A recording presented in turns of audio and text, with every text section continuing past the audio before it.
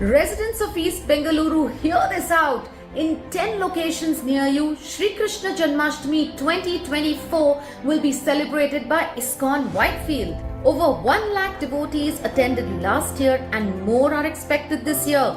Over 10,000 people donated for the Archana, Annadan and other sevas. Over 3,000 kids participated in different kids competitions. Over 100 cultural performances took place. Shri Radha Krishna's Abhishekam was performed in all these locations with grand success. Over 1,000 bhoga preparations were cooked by the devotees and offered to the Lord. All the devotees were served delicious Krishna Prasadam and they also took part in many other activities. So what are you waiting for? 26th August 2024. Save the date and join us for Shri Krishna Janmashtami Mahotsav 2024. There will be a lot of kirtans, stage performances, archana, abhishekam, delicious heart-purifying prasadam, many fun activities and much more. Don't forget to click the link or scan the QR code to book your seva to avoid last-minute rush. Nand ke ghar anand bhayo, Jai Kanhaiya Lal ki, Hare Krishna.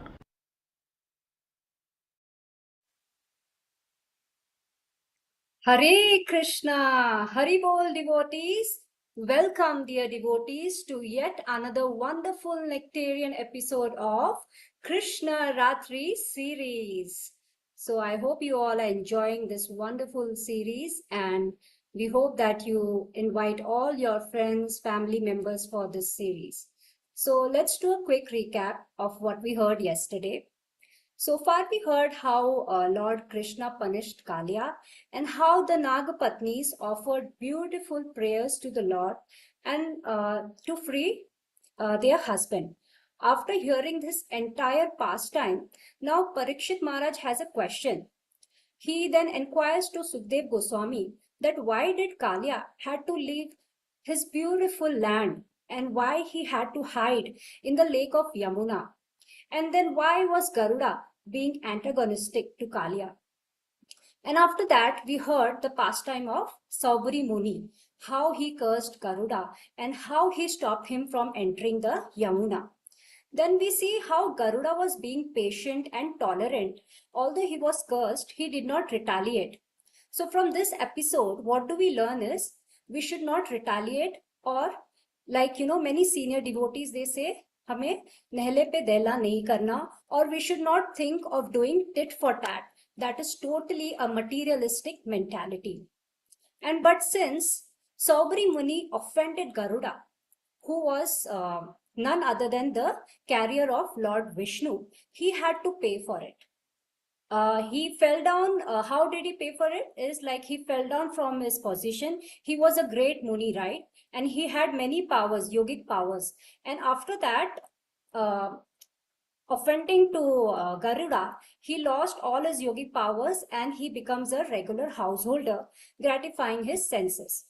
What can we learn from this is never ever we should offend any Vaishnava.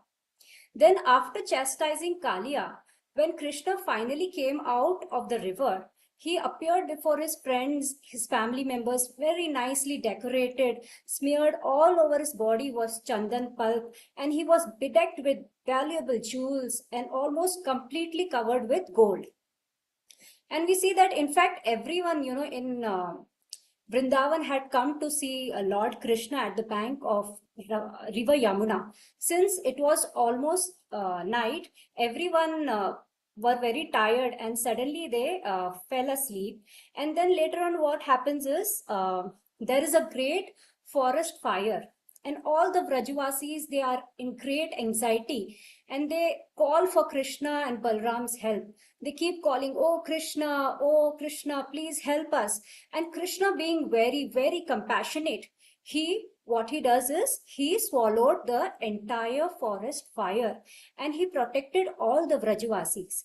So can like any one of us swallow a huge forest fire? That is not possible for any one of us, right? So it can be done only by Lord Krishna because he is unlimited and he is the supreme. So we should always take shelter unto the lotus feet of Lord Krishna and Balram. So this is what we heard yesterday, and today we'll continue with the next episode. So I request His Grace Kunjesh Krishna Prabhuji to please continue with the episode for today. Before that, I would like to introduce Prabhuji. So Prabhuji started his journey with ISKCON during the online Gita course in 2020, and he got recently initiated by His Holiness Jayapataka Swami Maharaj, and he is associated with ISKCON Sarjapur Center, and he renders multiple services there, like it includes book stall management. He is managing the Whitefield website, and he is serving as a Bhakti Vriksha servant leader. And in the material world, he holds a master's degree in advertising and communications. And currently, Prabhuji is working as a senior manager in marketing operations with a well-known technological company. And he has work experience of more than 20 years. So we'd like to warmly welcome Prabhuji by loudly chanting the Hare Krishna Maha Mantra. Hare Krishna, Krishna Krishna, Hare Hare, Hare Rama, Rama Rama, Hare Hare. So the floor is all yours, Prabhuji. Hare Krishna. Thank you, Mataji. Hare Krishna. Please accept my humble obeisances. All glories to Srila Prabhupada. Thank you, Mataji, for that introduction and a nice recap. Over the last 17 sessions, we have heard about the different pastimes of Krishna from the Krishna book by His Divine Grace A.C. Bhaktivedanta Swami Srila Prabhupada. Thanks to his mercy, we are able to understand and relish Krishna's glorious pastimes easily. During these pastimes, Krishna kills multiple demons. Each of these demons represent some or the other anartha that we should be eradicating from our lives. For example, Trinavarta, the whirlwind demon, he represents false pride, which comes from dry or material logic, which leads to bogus philosophies. Dhenukasura, the ass demon, he represents the ignorance of knowledge of the soul, through gross materialistic intelligence or jackass-like foolishness. Yesterday, Harish Prabhuji nicely explained the pastime of extinguishing the forest fire.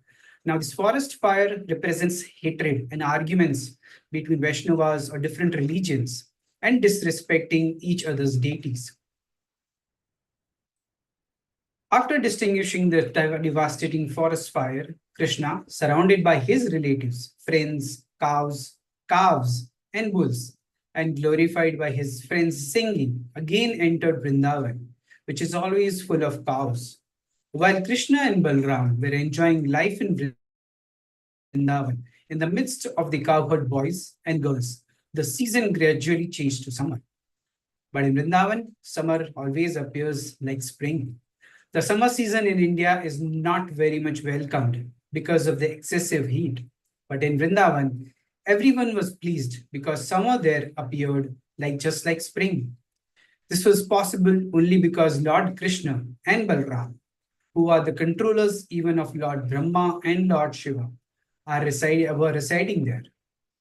Just as the arrival of spring makes nature blossom, the manifestation of Krishna in our heart makes all of reality blossom in its richness and sweetness.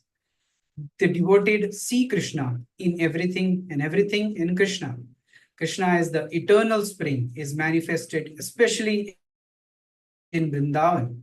There, in a sweet pastoral setting that features the best beauty in all of existence, Krishna relishes endearing and enriching exchanges with his devotees.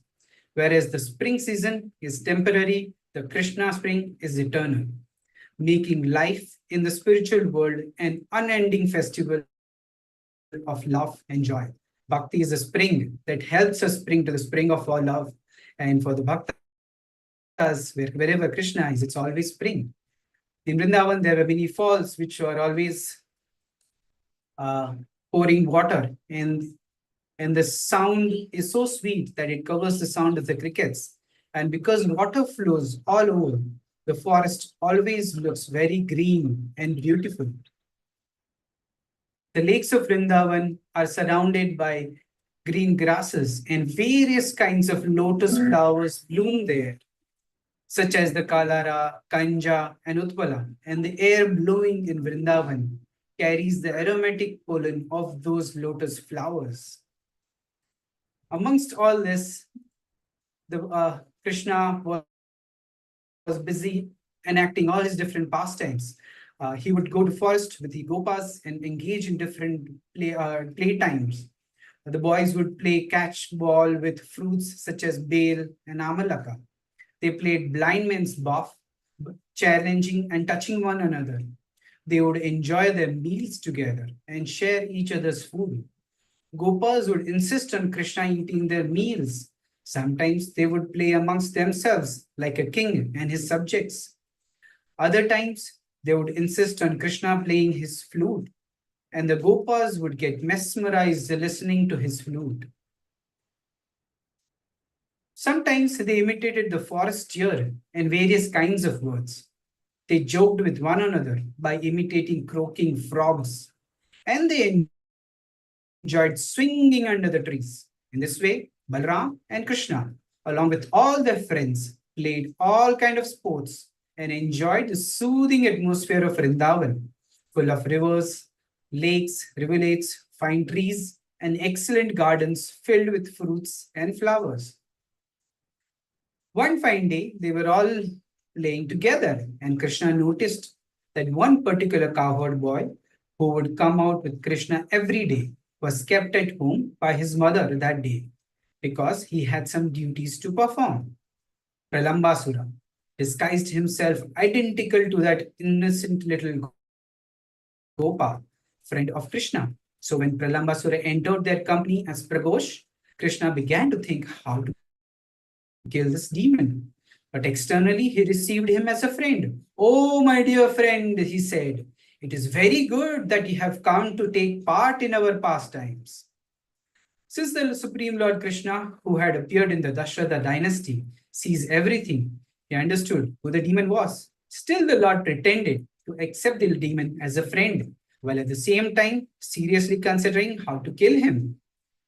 Gopa started playing some games. Krishna insisted that they would play a childhood game known as Harina Kridanam. He said, now we shall play in pairs. We shall challenge one another in pairs. With this proposal, all the boys assembled together. Some of them to the side of Krishna, some of them to the side of Balram. And they arranged to play in duel. The defeated members in duel fighting had to carry the victorious members on their backs as a horse carries its master. They began playing and at the same time tended the cows as they proceeded through the Bandhiravana forest. While they were playing, Krishna brought them all to the Bandhiravat tree because this was a good place for them to get on each other's shoulders. Balram's party, accompanied by Sridham and Vrishabha, came out victorious. Krishna's party had to carry them on their backs through the Bandhiravana forest. The Supreme Personality of Godhead, Krishna, being defeated, had to carry Sridham on his back, and Bhadrasena carried Vrishabha. One may ask how Bhagwan, the Supreme Lord, can be defeated by his boyfriends. The answer is that in his original form, God has a most playful nature and occasionally enjoys submitting to the strength or desire of his loving friends. A father may sometimes playfully fall down on the ground when struck by his beloved little child. These acts of love give pleasure to all parties. Imitating their play, Pralambasura, who appeared there as a cowherd boy, carried Balram on his back. Pralambasura was the greatest of the demons, and he had calculated that Krishna was the most powerful of the cowherd boys. Pralambasura thought that the unconquerable Lord Sri Krishna would be too great an opponent to contend with. So the demon fought with Balram instead and was defeated. Taking Lord Balram on his back, Pralambasura began to walk away very swiftly. But Balram became as heavy as Mount Sumeru, and the demon, unable to carry him, had to reveal his true demoniac form. Great demons can assume various forms by exerting their mystic power.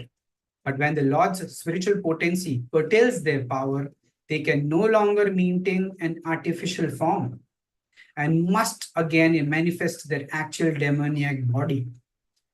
When he appeared in his real feature, Pralambasura was decorated with a golden helmet and earrings and looked just like a cloud with lightning carrying the moon.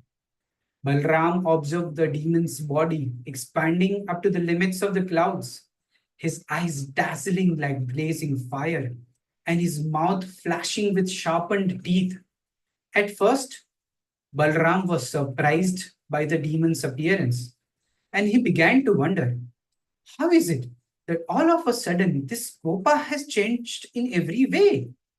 Because the demon had appeared as a cowherd boyfriend of Krishna's, and because Krishna had accepted him as a friend, Balram was slightly apprehensive about killing him. But with a clear mind, he could quickly understand that he was being carried away from his friends by a demon who intended to kill him. Immediately, he struck the head of the demon with his strong fist, just as the king of the heavenly planet strikes a mountain with his thunderbolt. Stricken by the fist of Balram, the demon vomited blood from his mouth, lost all his consciousness, and fell down dead, just like a snake with a smashed head, and blood poured from his mouth.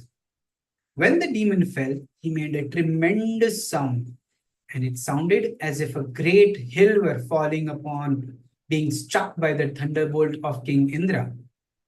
The cowherd boys were astonished to see how the powerful Balram had killed the demon Pralamba, and they exclaimed, "Excellent, excellent!" They offered Balram profuse benedictions and then glorified him, who deserves all glorification. Their minds overwhelmed with ecstatic love, they embraced him as if he had come back from the dead.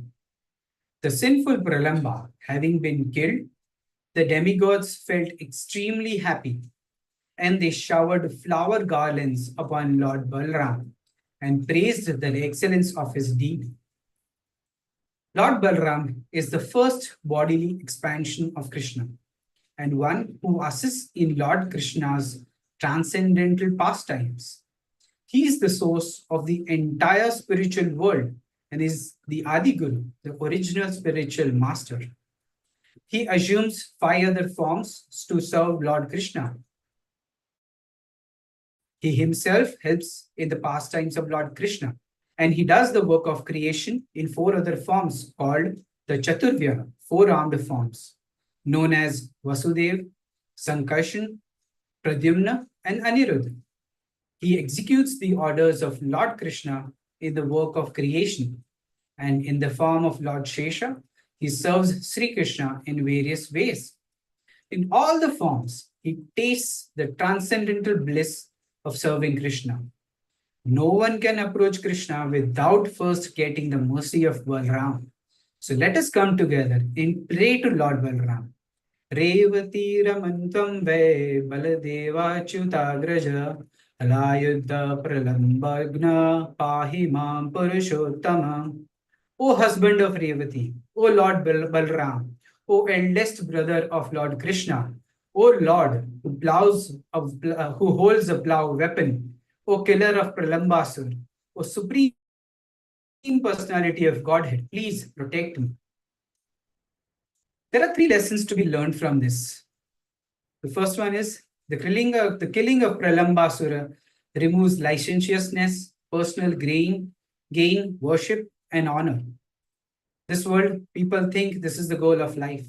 Most of the songs, television, movies, books, magazines, or anything we buy, products from the market, everything is meant for some or the other kind of enjoyment or sense gratification.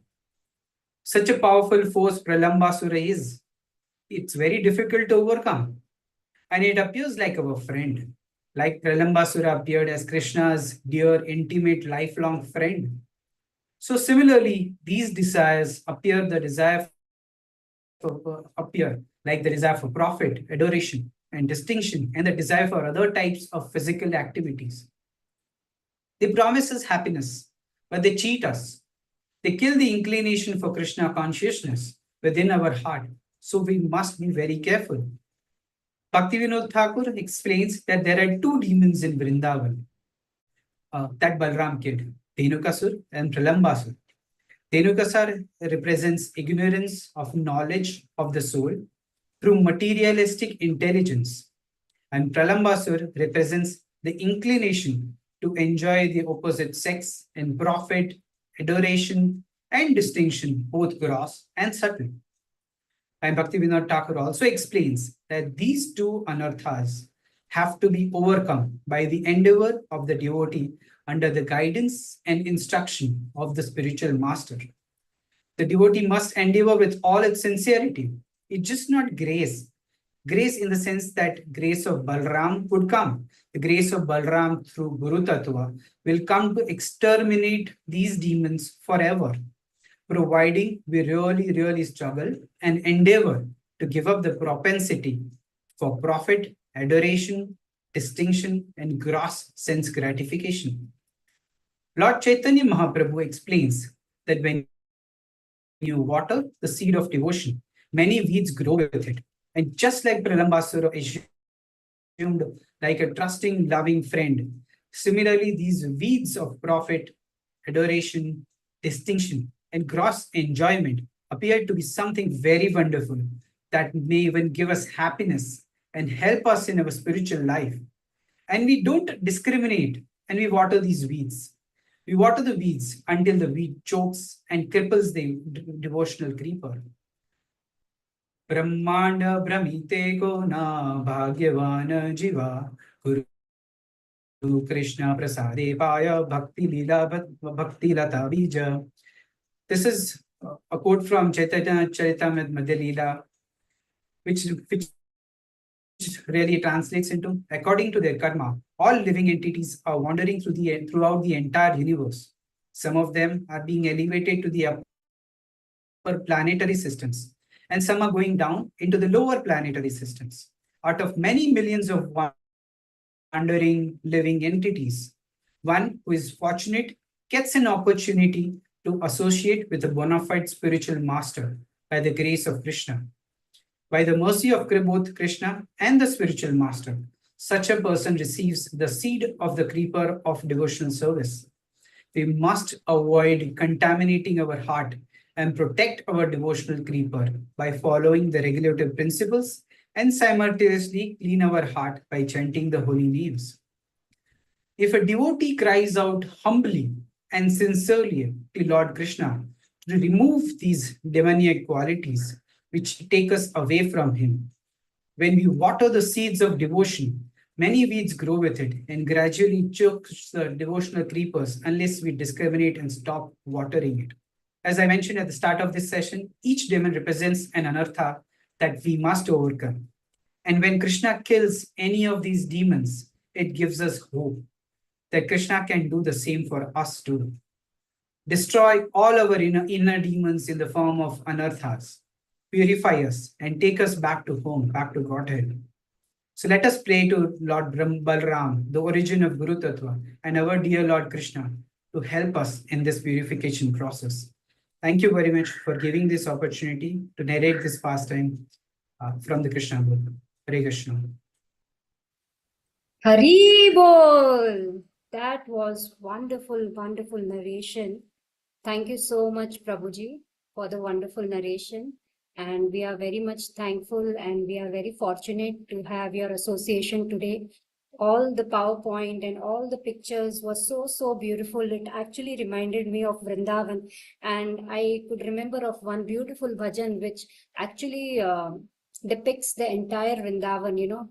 It's like Vrindavana Ramya Sthana Divya Chintamani Dhama Ratana Mandira Manohara. So such a beautiful narration, Prabhuji. Thank you so much. And in the end, like you mentioned, the 3 lessons, they were like thought-provoking, and really, we all should follow these 3 lessons in our life. Thank you so much, Prabhuji. Thank you so much. So we will chant one time Hare Krishna Maha Mantra for Prabhuji. Hare Krishna, Krishna Krishna, Hare Hare, Hare Rama, Rama Rama, Hare Hare. Thank you so much, Prabhuji. So thank you, dear devotees, for being there and listening so carefully. So before we move on to the next part, so I would just like to give a small talk on Srimad Bhagavatam. Like Prabhuji mentioned, all these pastimes are taken from Krishna book, and Krishna book is a part of Srimad Bhagavatam. In Canto 10, all these nice pastimes are mentioned in Srimad Bhagavatam. Like yesterday also I mentioned, like, why Srimad Bhagavatam is so important. It said, like, just as the Ganga is greatest of all the rivers, Lord Achyuta, the supreme, he is the supreme among all the deities, and Lord Shambhu, like Lord Shiva, he is the greatest of all the Vaishnavas. Similarly, Srimad Bhagavatam is greatest of all the Puranas. So anyone who is seriously trying to understand Srimad Bhagavatam and who hears properly and who chants Lord Krishna's name, he is definitely going to receive pure love of Lord Krishna. So it's my humble request, whoever is not having Srimad Bhagavatam with them, please reach out to your nearest centers. And like we mentioned yesterday, we have a Bhadra Purnima sale going on. You can order Srimad Bhagavatam at discounted price. I remember someone yesterday asked for the price, so I can just post here the price. Just give me a minute. So I've just posted it here. So I've just posted the discounted price. So please do make an attempt to reach out to your nearest center and order Srimad Bhagavatam. And yes, so we can play the video. Yes, so like every year, we are celebrating Sri Krishna Janmashtami. This time we'll be celebrating Sri Krishna Janmashtami at 10 different locations. So whichever location is closest to your place, please do attend and register yourself for some or the other sevas and invite as many friends, neighbors you can.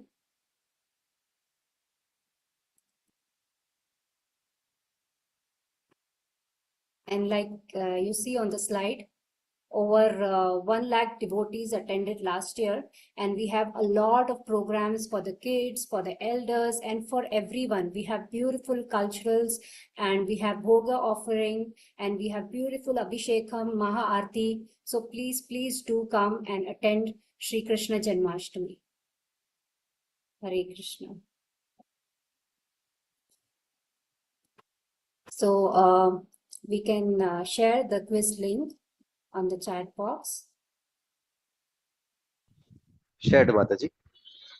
Okay, thank you so much. So requesting everyone to please attempt for the quiz, and whoever finishes the quiz fast, it's the fastest finger first. So will be announced as the winner. And let me quickly announce the winner for yesterday. So yesterday's winner is Chetan Prabhuji. So let's congratulate Prabhuji by Hari Bol, by saying Hari Bol thrice. Hari Bol, Hari Bol, Hari Bol. So congratulations, Chetan Prabhuji. So thank you so much for attending the session today. We hope you enjoyed the session, and you'll continue to be with us for this session. So thank you everyone. Vancha kalpatarubhyasya kripa sindhueva cha patitanam pavnebhyo vaishnavebhyo namo namah. Anant koti Vaishnavim ki jai. Srila Prabhupada ki jai. See you tomorrow everyone. Thank you. Hare Krishna.